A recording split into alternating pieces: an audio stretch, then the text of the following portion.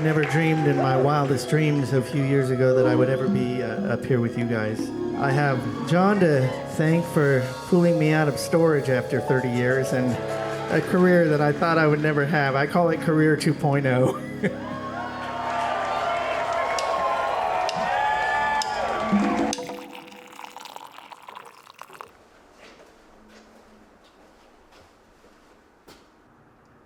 I call him Big Bird. He's the dude that lives in the E of the Hotel Indigo, and he's quite a big, I don't know what he is. He might be a raven or a hawk or something. But yeah, I just check him out. You can totally watch his whole life.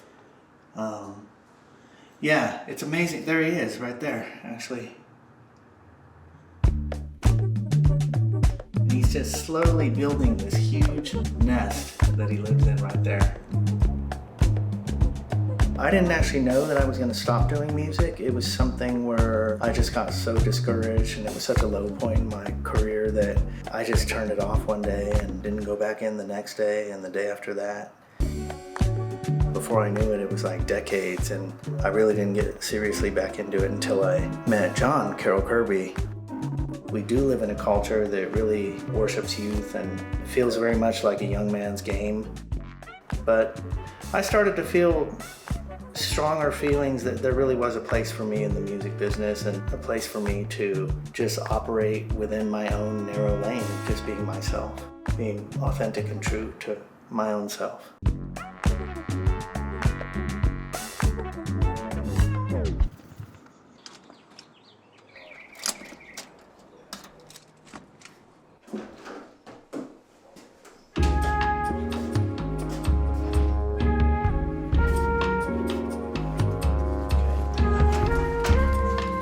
Really awesome. We got to travel all over the world promoting it.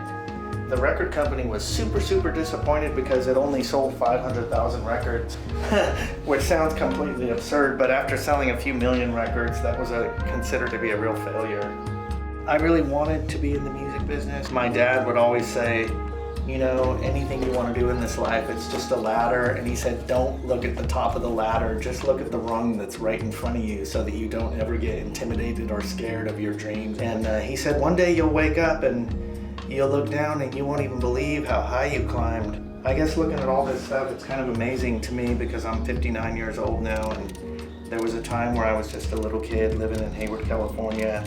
And my dad was telling me that when I would be sitting on my bed in my bedroom with my little guitar, to be here with you guys and be looking at like all of this like Mountain of Gold records and all this stuff is kind of amazing for me.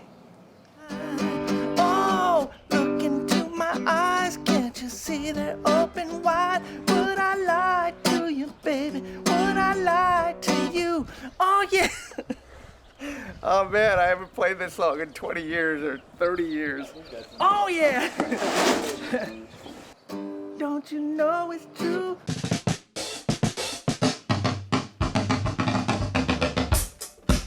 I started thinking probably like 5 years before I met John Carroll Kirby that if I ever had an opportunity to make a record again, I would want to make a record that you'd have to be my age to make, as opposed to falling into the trope of like the more mature person trying to compete with youth.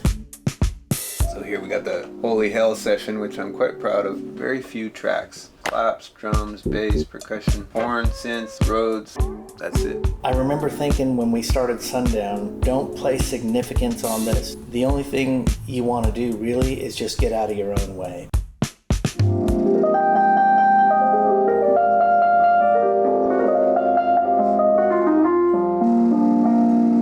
We can make it holy.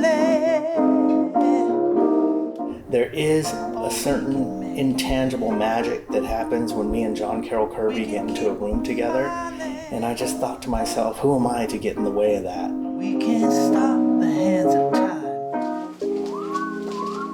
When we play just the two of us, there's no rule book. I can throw the whole script out, and it's pretty easy for us to just react. The downside is it just doesn't have the same energy as like 6, 7, 8 people on stage, all bringing their own musicianship, and just the impact that could have on an audience just seeing that many people on stage. We can make it holy. Or we can make it hell. We can keep on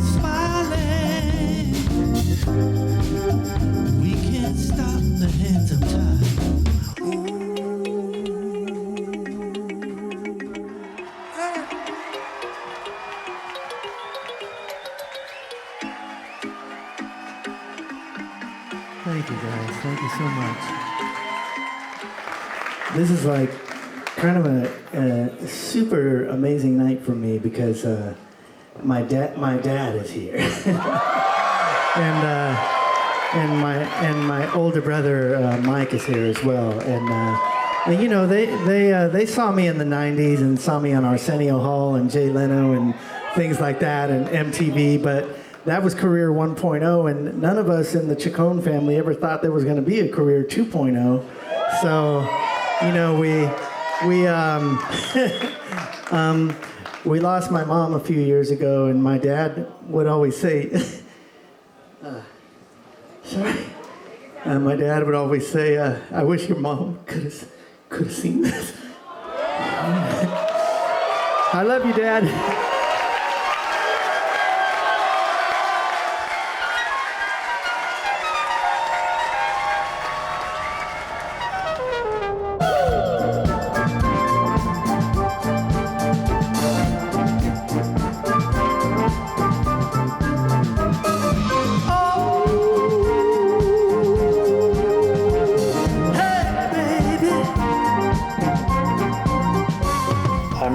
Have always been of the philosophy that I like to be asked to dance. I've kind of tried to avoid being overly clever or overly ambitious, but just sort of believe that if you just do the work, good things will follow.